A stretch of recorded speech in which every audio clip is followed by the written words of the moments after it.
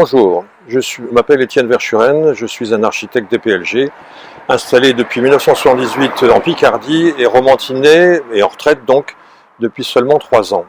En résonance avec l'axe 3 de notre programme Romo Citoyenne, je souhaitais vous montrer par une vidéo les quelques éléments concrets qu'on peut visualiser donc sur place des choses que nous ne souhaiterions pas refaire et des choses que nous proposons de faire.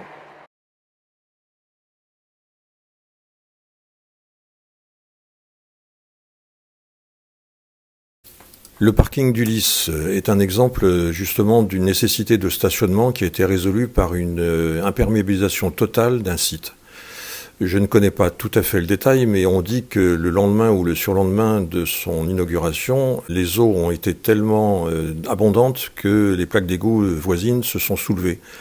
Cette imperméabilisation est donc un sujet majeur dans une ville qui a déjà été inondée en 2016.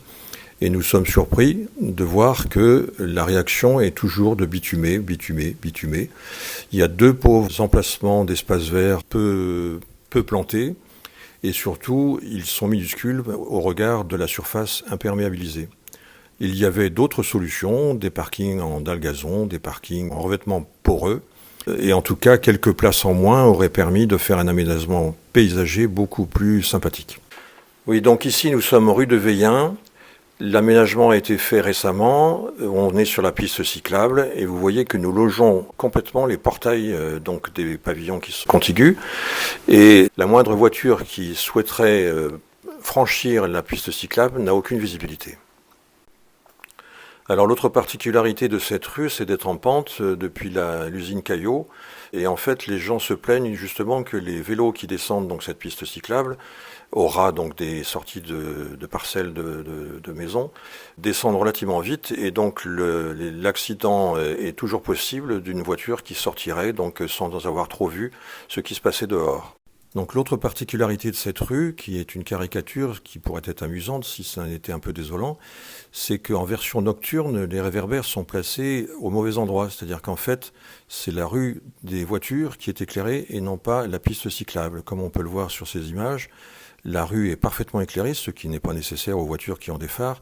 Par contre, tous les piétons et tous les vélos sont dans le noir. Nous souhaitons par cette démonstration démontrer justement qu'une consultation des personnes et des habitants sur place aurait peut-être abouti à un résultat complètement différent, en tout cas à un usage mieux pensé et moins accidentogène.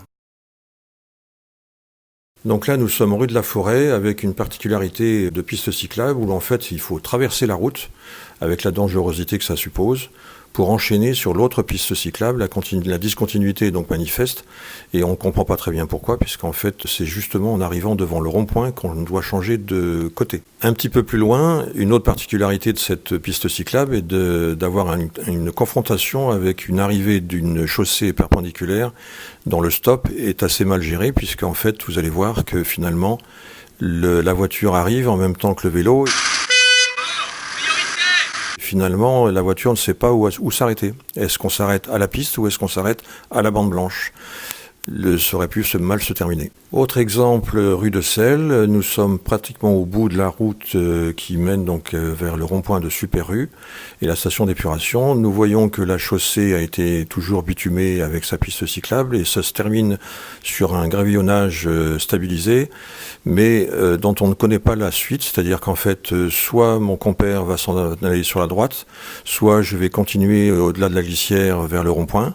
En tout cas, les pistes cyclables s'arrêtent et on ne sait pas du tout où les choses vont aboutir. Alors qu'en fait, le Super U donc, est inaccessible puisque la traversée du rond-point est difficile. Certes, ce ne sont pas les mêmes catégories de rues, c'est-à-dire que la rue municipale de Selle a été aménagée par la municipalité, la déviation doit être sûrement départementale, mais pour autant, un aménagement d'accès de l'autre côté aurait pu être aménagé par le dessous du pont. Je vais vous parler de passer par en dessous parce que vous allez pouvoir le constater au bout du parc du château de Beauvais. Nous avons un cheminement qui existe et qui pourrait se trouver aménagé à la fois en embellissement le long de la Sauldre parce que c'est une promenade magnifique que les romantinés pourraient prendre, mais aussi en aménagement pour les piétons comme pour les cyclistes. Ce cheminement pourrait aboutir par le franchissement à moindre frais encore une fois, de ce ruisseau Saint-Marc. Là, ce petit pont est effondré pour l'instant, mais qu'on pourrait réhabiliter bien évidemment. Nous aboutissons à une promenade donc toujours sympathique jusqu'au centre commercial, donc de Super U, en passant donc sous le pont de la Déviation, sans encombre et sans obstacle particulier. Dans les images qui vont suivre, nous avons une particularité que nous souhaitions vous montrer, en particulier Étienne Mallier, architecte paysagiste de l'équipe Romo Citoyenne, à savoir donc l'espèce de verrou qui se trouve dans le cheminement de la Sauldre et qui crée un entonnoir dans la capacité qu'elle a de s'écouler vers l'aval. En effet, le premier pont qu'on vient de voir est large, fait 1,5 fois la largeur du lit. Et le pont sous le chemin de fer, donc la voie ferrée, se trouve rétréci et forme une espèce d'étranglement à l'écoulement de l'eau. En fait, un petit aménagement de percement du talus de la SNCF pourrait continuer en fait la capacité pour l'eau de s'écouler.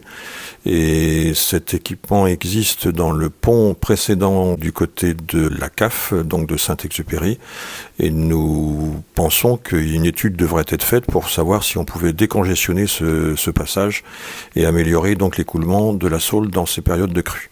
Au-delà de ce qu'on vient de vous présenter, nous vous invitons le 8 février après-midi pour une balade dans le centre-ville cette fois-ci. Nous parlerons équilibre commerce, nous parlerons cheminement partagé entre les piétons, les fauteuils, les poussettes et les voitures. Et nous vous parlerons aussi des quelques exemples de choses qu'on peut résoudre facilement et sans trop de frais, ou bien qui sont des obstacles aujourd'hui qu'il faut absolument changer.